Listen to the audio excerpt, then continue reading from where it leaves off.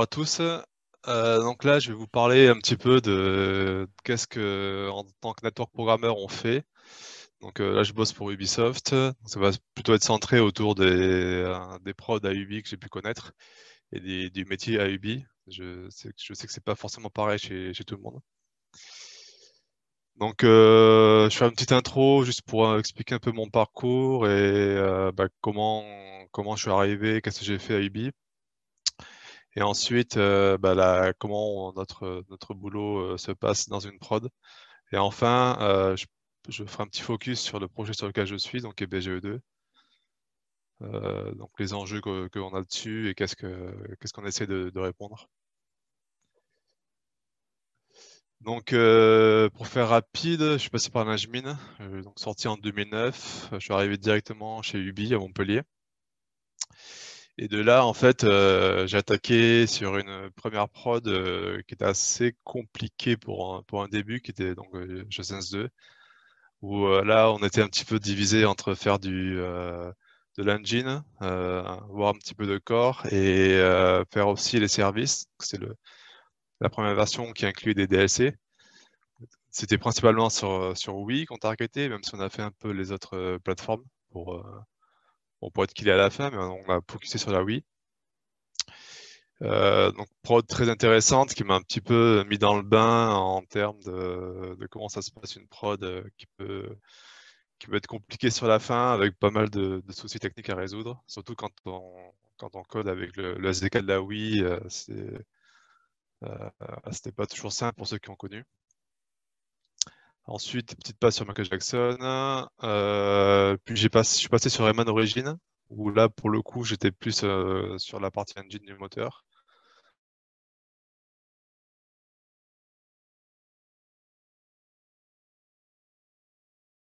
Les saves, mais vraiment plus partie engine. Après, sur Rayman Legends, qui était une prod pour moi ultra importante, c'est là où j'ai probablement appris le plus, où je me suis occupé en partie des challenges avec d'autres programmeurs. Et donc là, c'était humainement parlant et techniquement parlant, quelque chose d'assez exceptionnel. Enfin, j'ai switché sur BGE2, donc une prod qui dure depuis un petit moment maintenant. Mais là, je reviendrai dessus après en détail. Donc j'ai commencé à monter un peu touche à tout, principalement du moteur et des services. J'ai commencé à faire du network vraiment au départ de BG2. On a fait des protos sur Rayman aussi. Mais c'est vraiment sur BG2 que je me suis mis dedans à 100%. Après, j'ai fait une passe à Montréal, donc 2007-2020. Je suis rentré il n'y a pas très longtemps. Donc Montréal, j'ai fait partie du TGO, qui a été renommé depuis, mais qui est le Technology Group Online. Donc de là, ça permet en fait d'apporter un support pour le multiplayer sur quasiment toutes les prods AUB. Donc ça, c'est un exemple sur des prods sur lesquels j'ai pu intervenir. Donc c'était 3 années riches en challenge. Donc on va faire un petit peu le pompier quand il y a un problème qui peut être soit en prod, soit avant une soumission.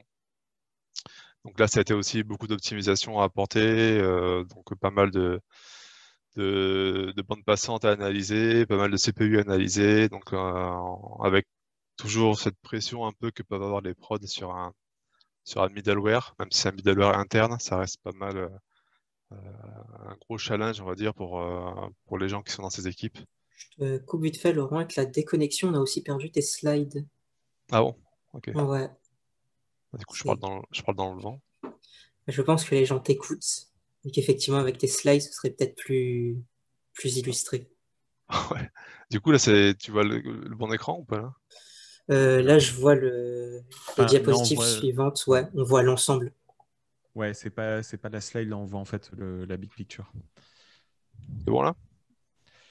Non, on voit toujours, tu sais, l'écran où t'as les deux écrans.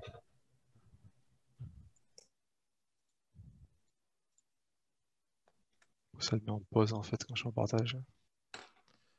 Si tu veux, tu peux partager peut-être que PowerPoint et pas ton écran. Comme ça va peut-être régler le problème. Ouais, mais je partage PowerPoint en fait. Ah, mais j'en ai deux du coup. Parce qu'il est, ok, je pense parce qu'il est en grand. Ouais, nickel, c'est parfait là. Ok. Donc voilà, sur Montréal, c'était pas mal de challenges justement avec les grosses prods de DB. Donc là, Storm, c'est un moteur donc, qui gère la réplication bas niveau, donc qui est basé sur UDP avec une couche de réhabilité par-dessus. On fait du peer-to-peer, on fait aussi du client-serveur, on fait aussi des mix entre les deux. On fait essentiellement de la réplication d'objets, donc on apporte une couche un petit peu plus haut niveau pour notamment faire le suivi, enfin binder les acteurs des jeux avec un NetObject. Et donc cette partie-là, on fera un petit focus dessus. Donc maintenant, en production, juste petit rappel, Network, c'est un petit peu entre Engine et GPP. On a pas mal de rapports avec l'engine, juste parce qu'en fait, on est plugué dedans. Et par contre, on a aussi beaucoup de com à faire avec les GPP. Essentiellement la com sur comment les designs vont fonctionner, quelles API ils ont besoin. On va les aider à débugger, on va les aider à optimiser aussi.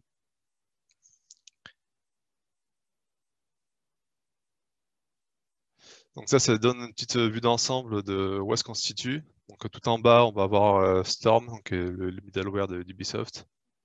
Au-dessus, ce que nous on a appelé SME dans Voyageur qui est le nom de l'engine de BGE2, et SME qui est le nom de la couche multiplayer.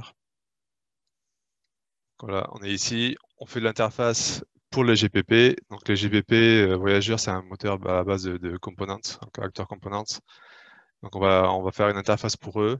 De là, ils vont pouvoir créer et taguer les variables qu'ils vont vouloir répliquer. Ils vont pouvoir envoyer des RPC. Et nous, on va fournir en fait les callbacks aussi quand il y a des modifications, quand il y a des pertes d'acteurs, quand il y a des messages aussi qui sont perdus, qui sont invalidés par les serveurs. Donc on va être au niveau de la network interface. De là, on propose aussi des managers qui vont aider les GPP à travailler. Donc ça peut être des caméras réseau, ça peut être aussi des player managers, system managers, voilà, ce qui va vraiment aider à maintenir la réplication entre les joueurs. Et enfin, tout en haut, on va avoir le gameplay qui est répliqué. Donc là, pour le coup, on n'intervient pas directement dedans, c'est là vraiment la partie qui est dédiée au GPP. Mais comme ce que je disais avant, on va plutôt tendance à aller voir ce qui se passe et les aider à comprendre les problèmes. Donc ça, c'est les 5 points sur lesquels on va passer. Donc, tout ce qui est session, objet, data transfer, les tools qu'on peut avoir et enfin les stats qui nous permettent d'optimiser tout ça. Donc les sessions, je pense que c'est assez facile à comprendre. Donc c'est le matchmaking interfacé avec les sessions. Ça permet juste de rejoindre et quitter un serveur. Ou alors ça peut aussi rejoindre un host en peer-to-peer. Hein. Ensuite, on va de notre côté identifier les serveurs. Donc on fournit un GUID pour chaque serveur et chaque client aussi. Ça permet d'identifier dans les services de matchmaking. Ça permet aussi d'être capable de savoir ce qui se passe à plus haut niveau, de comprendre quand tu as une session qui a craché, on va être capable de retrouver les log serveurs, retrouver les dumps aussi, et essayer de comprendre ce qui s'est passé. Donc évidemment, le client-serveur est beaucoup plus facile que le peer-to-peer quand il s'agit de mesh de peer, sachant que peer-to-peer, ça a été la mode pendant quelques années. Aujourd'hui, on revient un peu en arrière. Beaucoup de jeux proposent maintenant un serveur. Et c'est notamment une des raisons principales, c'est que le serveur est un peu plus accessible qu'avant, beaucoup moins cher en tout cas. Même s'il y a son lot de complexité et qui est dans évidemment la maintenance qu'on va avoir derrière et après le déploiement des serveurs qui est pas toujours facile quand on a des problèmes. Mais bon, le peer-to-peer, c'était un enfer pour beaucoup de prod, principalement quand l'host se déconnecte. Il faut supporter des migrations d'host. Je pense que personne ne veut débugger ça.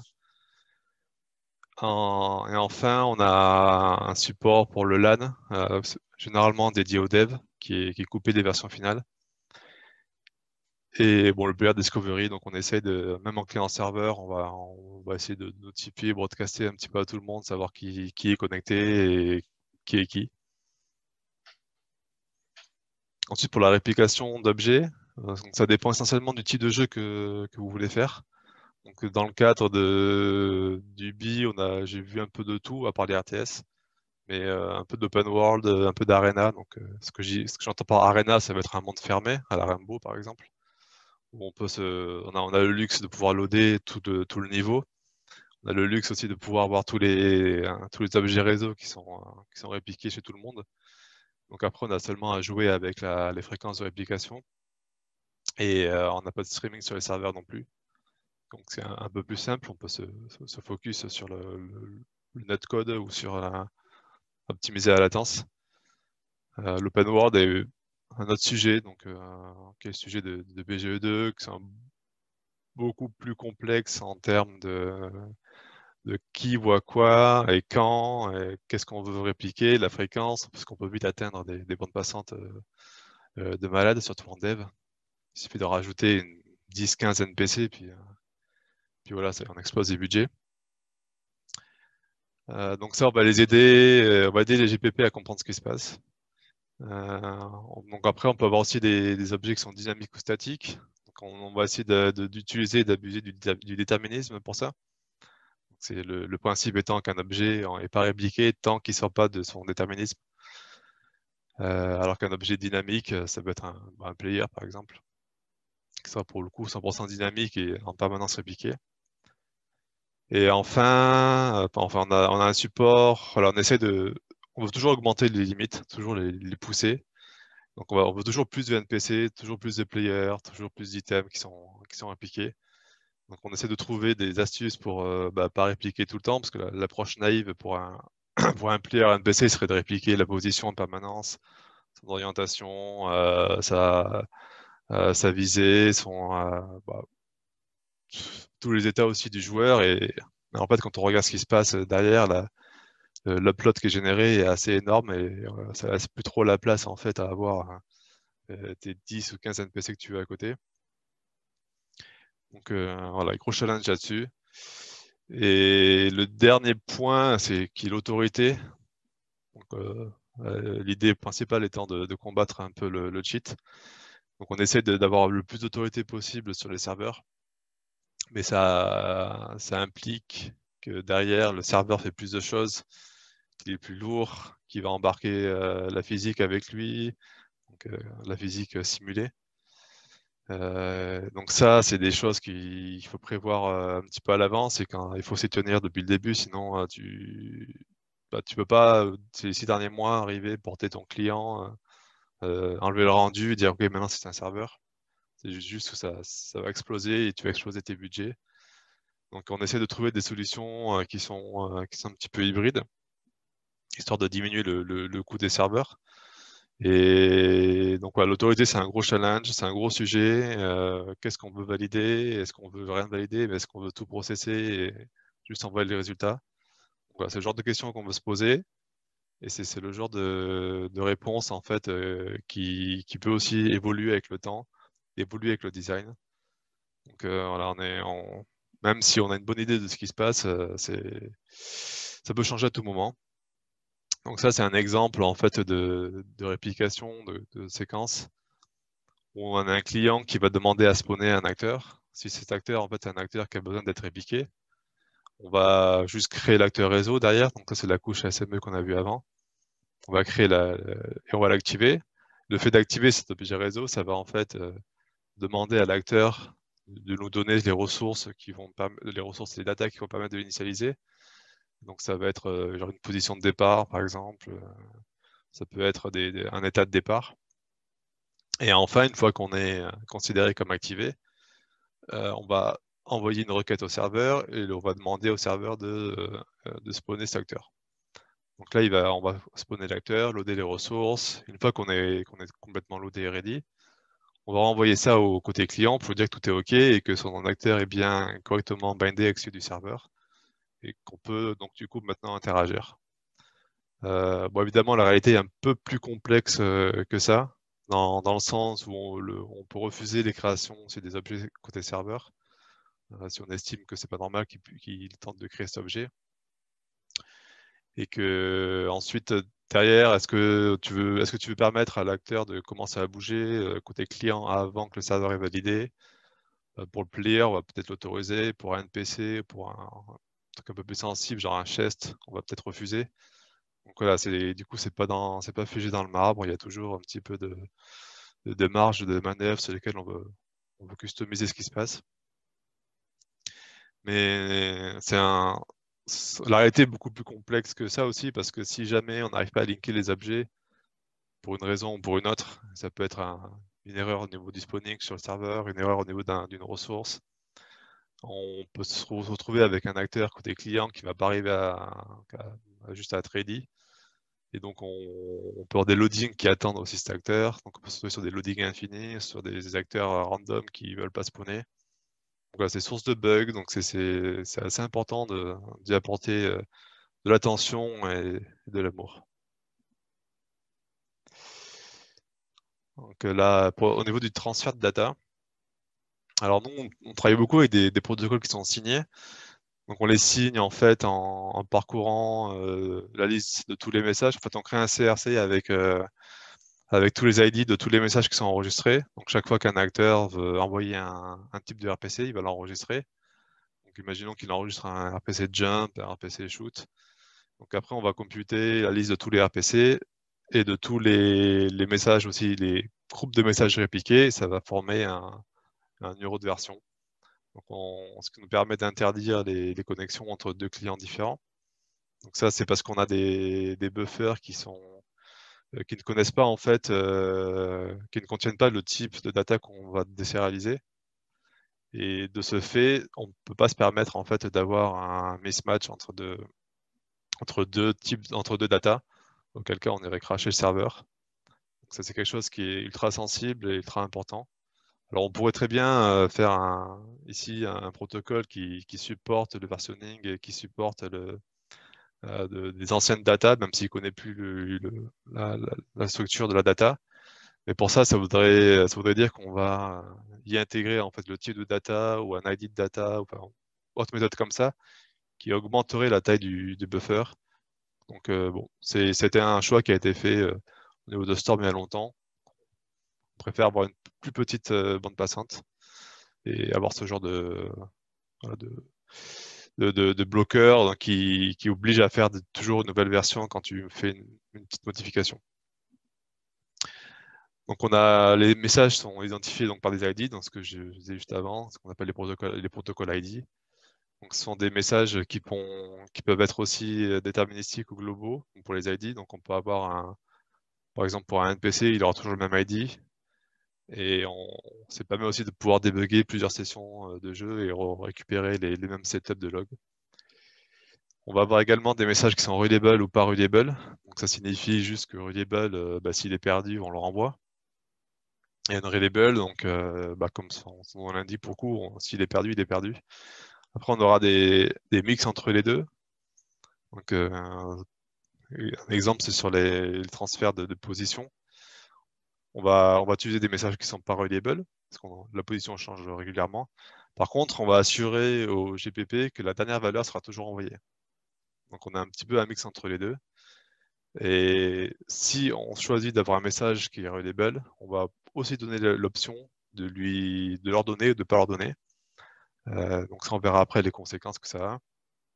Mais voilà, donc il y a à peu près 3 options différentes pour un GPP aujourd'hui. Readable, unreadable ou ordered readable. Donc ça, c'est un petit peu pour illustrer qu'est-ce qui se passe quand on veut ordonner tous ces messages. Donc ce qu'aura tendance à faire un GPP, honnêtement. Parce que ça lui simplifie la vie aussi. Donc il va dire que tous ces messages sont par défaut ordonnés. Donc, ce qui se passe quand on a une petite perte de paquets. Donc ici, on va envoyer une data 1 et 2. On va acknowledger la data 1 et 2. Donc ensuite, on va envoyer le 3 est perdu, on continue. On va pas attendre à chaque fois quand même d'avoir l'acknowledge pour continuer à envoyer, sinon ça serait injouable. Donc ensuite, on envoie le 4 et là le serveur nous dit là, on a un problème, j'ai pas reçu le 3. Donc il va prévenir, sachant que le client peut aussi avoir des stratégies pour retry automatiquement. Mais dans ce cas-là, on va dire quand on reçoit la réception comme quoi on n'a pas reçu le 3, on envoie le 3. Pendant ce temps-là, le serveur, qu'est-ce qu'il fait? Il est obligé d'attendre. Il est obligé d'attendre que le 3 arrive avant de délivrer le 4. Donc ça crée une latence. Ça crée des freezes. Donc ça a un gameplay qui est forcément touché par ce genre de choses et qui est impacté. Donc on veut l'éviter absolument. Pour l'éviter, il y a d'autres stratégies, hein, bien sûr. On peut grouper les paquets, on peut envoyer la data précédente avec la nouvelle data. Donc ça permet d'avoir, si tu as un paquet perdu, c'est pas très grave puisque tu auras l'info d'un paquet suivant. Mais évidemment, le downside de ça, c'est que ça va doubler ta bande passante. En tout cas, ça va doubler le nombre de messages, la bande passante pour les messages qui sont reliable. Mais une fois de plus, ça dépend vraiment du type de jeu qu'on fait. Si c'est un jeu qui est sensible à la latence, dans ce cas-là, on voudra doubler, tripler les datas et pour éviter d'avoir ce délai. Mais si c'est un jeu qui n'est pas sensible et qui a un gros débit de bande passante, tant pis, on est prêt justement à avoir ce petit délai. Voilà. C'est vraiment dépendant du type de jeu. Donc là, je disais avant, les serveurs sont moins chers qu'avant. Ça continue à coûter de l'argent. On parle quand même de millions tous les mois pour des gros jeux. Donc ça reste quelque chose qui se réfléchit. Même si aujourd'hui, il y a très très peu de jeux récents qui partent en peer-to-peer. Rien que le contrôle du cheat, ça reste aujourd'hui un argument qui est valable et qui est suffisant souvent pour y passer. Voilà, donc le CPU c'est cher, donc on peut se demander, ok, qu'est-ce qu'on fait? Est-ce qu'on favorise le CPU? Est-ce qu'on favorise la bande passante? Donc c'est un petit peu la question qui va souvent revenir. Et pour ça, il y a le thème de la serialisation par peer. Donc on aura tendance à appliquer. On va voir un exemple juste après. Donc ça, c'est une serialisation par peer. Donc on va dire qu'on va utiliser un algo de data compression, donc assez basique. Donc qui consiste à envoyer juste le delta entre la data d'avant et la nouvelle. Donc là, on a une valeur de 50. On a le premier client, on lui voit 150. Puis là, on a quelqu'un qui se connecte. On va envoyer 250. Donc qu'est-ce qu'on est obligé de faire? Donc on est obligé de savoir pour chaque peer quelle est la valeur qu'il connaît et de serialiser en conséquence. Donc ici, on a 2 serialisations à faire. Donc on va envoyer 200 pour le A et 250 pour le B qui ne connaissait pas du coup la valeur précédente. Donc ça, évidemment, ça scale assez mal. Si on fait un Battle Royale, typiquement, qui est plus ou moins encore à la mode aujourd'hui quand même, voilà, tu as 100 joueurs à faire, donc tu as 100 joueurs, tu as 100 serialisations à faire. Bon, avec un algo qui est un peu brut de force, hein, en réalité, tu irais plutôt regarder, ok, où est-ce qu'on en est chacun, est-ce qu'on peut essayer d'optimiser, de diminuer ça avec des batchs ou d'autres techniques. En tout cas, clairement, dans l'historique d'Ubisoft, du fait que c'était au départ du peer-to-peer et qu'on avait des sessions qui étaient assez petites, 4, 8, peut-être 16 au grand maximum, c'était cette approche qui a été choisie. Donc aujourd'hui, on a un peu de mal à scaler, on a essayé de modifier tout ça, notamment pour des jeux comme Hyperscape qui supportent beaucoup plus de joueurs. On a essayé de regrouper les peers si possible en fonction de ce qu'ils connaissaient avant. Mais bon, c'est aussi d'autre côté des algos qui vont consommer de la mémoire, qui vont consommer aussi du CPU, donc l'un dans l'autre, on doit mesurer en permanence, à savoir si tu fais une modif, si c'est bien ou c'est pas bien. Donc c'est important là-dedans, c'est que tu peux avoir un feeling, tu peux te dire, ok, oui, ça va arranger, mais il faut toujours mesurer avant, mesurer après, et voilà. Et après, si c'est pas bon, c'est juste pas bon, c'est pas grave, on revient avant et on recherche une nouvelle solution. Mais clairement, il faut toujours mesurer. Donc on utilise Yungui pour débugger. Je pense que c'est quelque chose qui est aujourd'hui assez bien répandu maintenant. Il y a en plus ce plugin de remote Yungui qui permet de débugger les serveurs. C'est un gros plus. Donc typiquement, on va avoir une liste de catégories de debug à activer ou pas. Cette liste est aussi disponible sur le serveur. Donc on va simplement permettre d'afficher des listes d'objets, l'état des objets, Pareil pour la session, les players, voilà, les valeurs aussi dans les objets. Et en plus, le bonus, c'est qu'on peut exécuter des commandes avec.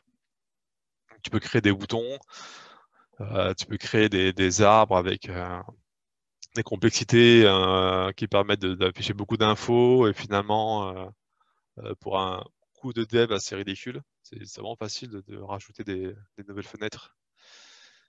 Donc, ça nous permet à nous de triggerer des profilings sur le serveur juste avec un bouton. Et derrière de récupérer les logs, récupérer les fichiers de profiling. Donc voilà, je pense qu'aujourd'hui, quasiment toutes les grosses boîtes, en tout cas, utilisent GUI, sont switchées. Ubi, je connais plus de prod maintenant aujourd'hui qui l'utilisent plus. Et voilà, évidemment, donc je recommande fortement ça si jamais c'est pas encore connu de vous. Ça, c'est un exemple de ce qu'on a aujourd'hui dans BGE2. Donc là, on a une liste de master. Donc, ce qu'on appelle master, ça va être un objet réseau sur lequel le client a le contrôle. En contrepartie, on a des réplicas qui sont des objets qu'on nous va spawner mais qu'on n'a aucun contrôle dessus. Ils sont contrôlés soit par le serveur, soit par un autre joueur. Donc là, sur la gauche, on peut voir les 3 composants avec ce qu'il y a à l'intérieur, ce qu'on a répliqué. Et sur la droite, juste un exemple de commande pour profiler. Donc on peut start un profiling sur un client, sur un serveur. Et derrière, ça va nous faciliter la vie si on rajoute un bouton pour ouvrir le profiling. Donc, même chose pour les stats, on utilise MGUI. Avant les premières versions, il y a quelques années, on avait des graphes qui prenaient tout l'écran. D'ailleurs, on peut le retrouver sur des presses de GDC sur d'autres jeux, c'est des trucs, on voit plus rien à la fin. Donc avec ça, au moins, on est capable d'afficher sur un browser à côté si besoin. Donc on conserve une vision de ce qui se passe un peu plus claire. Donc là, typiquement, on va afficher la bande passante utilisée pour chaque objet. Donc on va pouvoir repérer des pics et on va pouvoir aussi enregistrer le détail de tout ça et derrière analyser après coup et comprendre qu'est-ce qui s'est passé, quel code a spammé un envoi de message à tous les frames. Donc voilà, j'espère que c'est utile pour eux ça. Maintenant, je vais faire un petit focus sur BGE2. Donc BGE2, c'est un projet qui a commencé il y a longtemps. C'est un open world. On a du solo, mais du solo connecté. On a aussi du coop. Et on a surtout en fait un monde qui est assez immense, avec des planètes assez immenses, une exploration dans l'espace qui fait qu'on a des échelles différentes qui sont assez violentes et ce qui peut rendre la réplication qui est déjà un challenge à la base, alors qui ici en fait rajoute une petite couche. Donc aujourd'hui là je suis d'une petite équipe, on est 4 pour le moment. C'est vraiment récent, donc ça c'est de juillet 2020. Et donc voilà, on a encore pas mal de design sur le network, beaucoup de choses qui sont validées, mais on retouche encore un petit peu. On affine, on essaie de tout valider en vue d'une sortie. Donc voilà, je reviens un petit peu sur ce qu'on fait exactement. Donc le gros challenge, c'est la réplication dans l'open world. Donc pour ça, en fait, on utilise des data caméras, quelque chose qui est pas forcément utile sur des jeux avec des petits espaces. Mais quand on a l'open world, on ne peut pas se permettre évidemment de répliquer tout et n'importe quoi chez tout le monde. Principalement quand les joueurs peuvent être séparés. Donc on va essayer de comprendre comment ça fonctionne. Donc là, c'est la caméra, c'est le cercle bleu clair. Alors évidemment, là, c'est extrêmement simpliste. Hein. La caméra, en réalité, c'est pas juste un cercle, c'est pas juste une bulle. Ça va être un peu plus compliqué que ça, parce qu'on va prendre en compte les murs, l'angle de vue du joueur. Donc derrière, ça va être un peu plus petit, devant un peu plus long. On va prendre en compte aussi le fait si on est en extérieur ou en intérieur, si on est dans un vaisseau, si on est à pied. Mais bon, voilà, pour schématiser, donc on a un joueur qui a 2 acteurs, A1 et A2. Et de l'autre côté, on a P2 qui a l'acteur A3 qui sont côte à côte, mais pas non plus trop proches.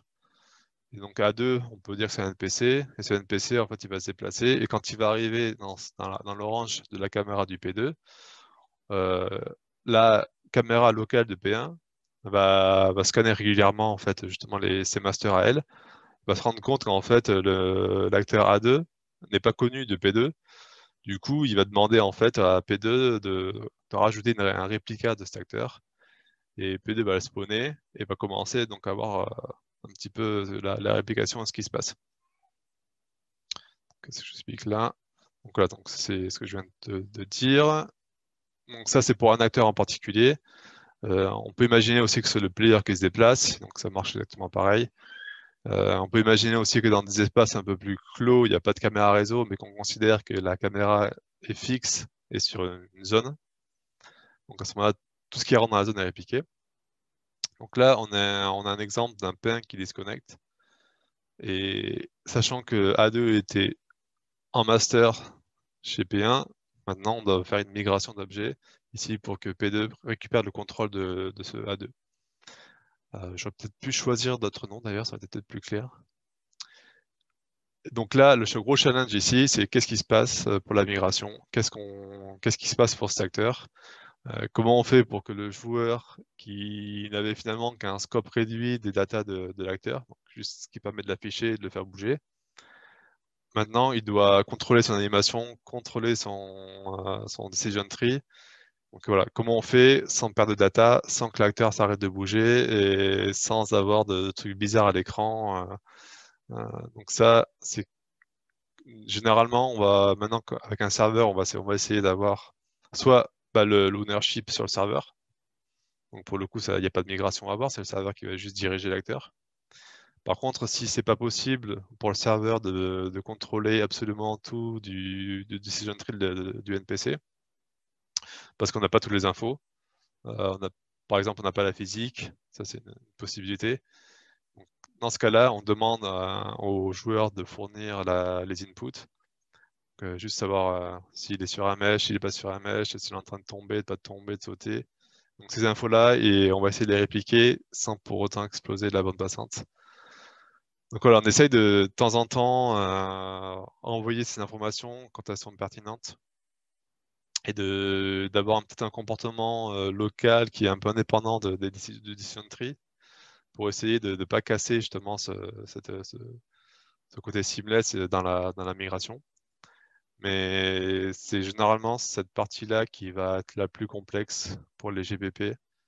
Donc ils vont passer des semaines, voire des mois à la fin de la prod, quand on a des tests intensifs sur des déco-reco qui vont mettre un petit peu le système en pression. Donc voilà, ça si on peut l'éviter avec un serveur, clairement on le fait. Si on peut l'éviter avec du design, aussi on le fait. On va aller voir les GD pour le demander de simplifier, genre le NPC disparaît par exemple, dans le meilleur des mondes.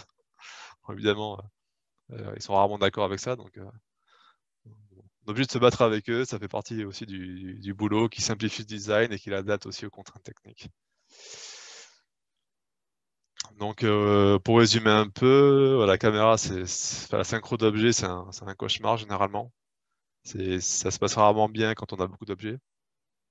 Ça amène à souvent des petits bugs bizarres, des NPC qui partent dans les murs, qui s'envolent, qui deviennent fous juste parce qu'il manque une data ou quoi. Donc la migration est compliquée parce qu'on peut perdre la data aussi. Donc si on a une déconnexion qui est involontaire d'un joueur, donc généralement juste une déco réseau, le mec quitte son jeu ou il crash, dans ces cas-là, on n'a pas pu envoyer les data nécessaires, tout le bon petit package pour dire voilà, on en était là, ce serait bien que tu reprennes ici. Donc ça c'est évidemment la partie la plus complexe. Et enfin le journey progress, pour un open world qui est essentiel. Donc le journey progress, on veut éviter que ça pop. On veut éviter aussi d'avoir des états qui ne sont pas répliqués. Parce que généralement, on réplique pas tout. Quand quelqu'un rejoint la partie, on va notifier et on va dire tiens, voilà, pour tel NPC, tu devrais commencer dans tel état et tu devrais être dans ton anime ici, tu devrais être à tel endroit du monde et on peut peut-être aussi jouer une anime d'entrée dans le jeu. Bon, il y a des astuces aussi pour cacher tout ça. On va plutôt sensibiliser le designer d'ailleurs à se dire que si c'est un player qui disparaît, qu'on va peut-être penser à avoir une anime d'un gars qui juste disparaît, qui se téléporte, ou ce genre de petites astuces.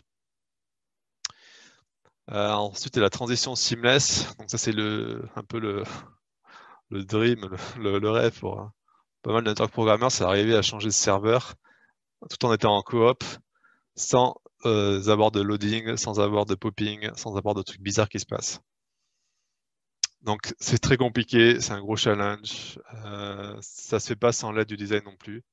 Il y a des choses qu'on peut pas aujourd'hui, on veut pas trop se battre contre. Juste un exemple, si c'est une progression qui peut être différente des deux joueurs, ils ont un véhicule qui est censé être unique dans le monde, les deux se connectent, bon, qu'est-ce que tu fais, voilà. Surtout que derrière, le GPP aura peut-être mis un GUID unique derrière sur le NPC, donc quand il arrive, il n'y a plus rien qui marche. Donc on essaye d'anticiper ce genre de problème.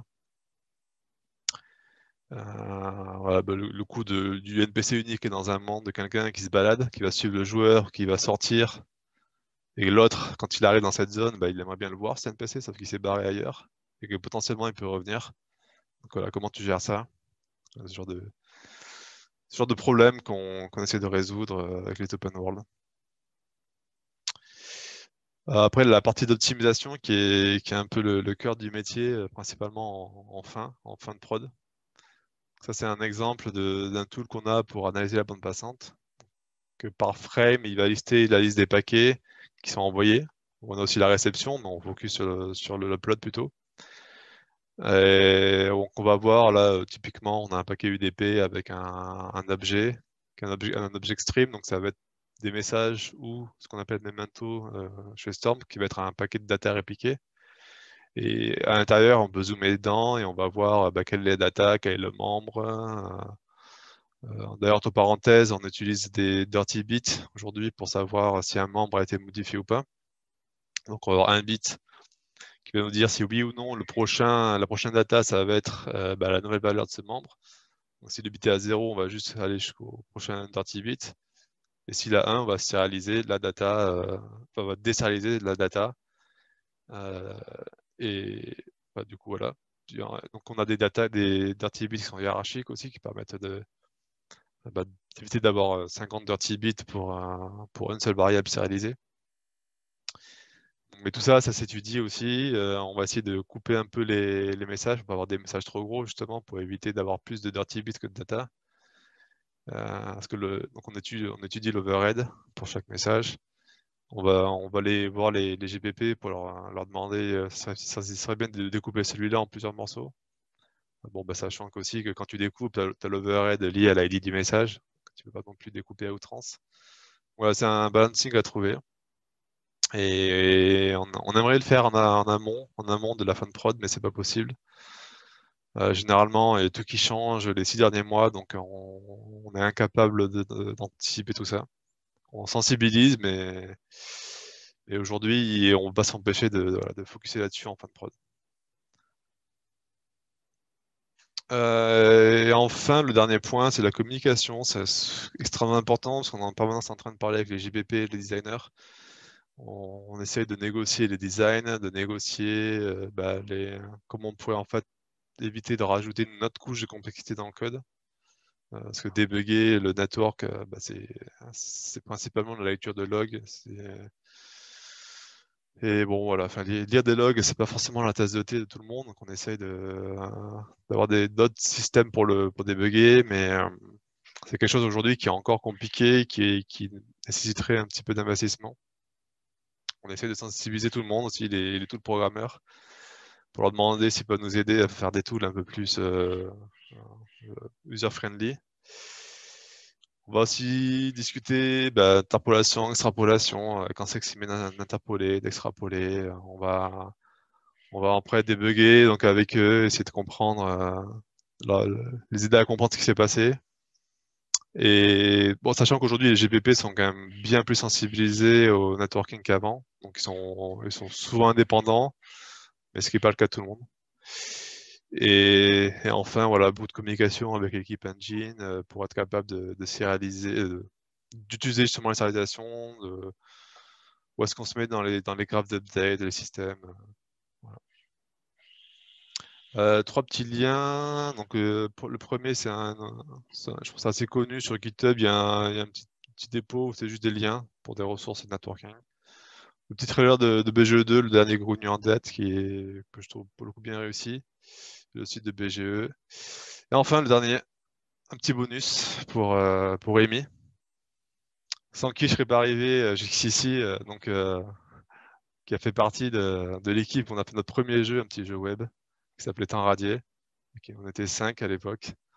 Donc voilà, c'était super cool. Donc merci encore Amy. De rien.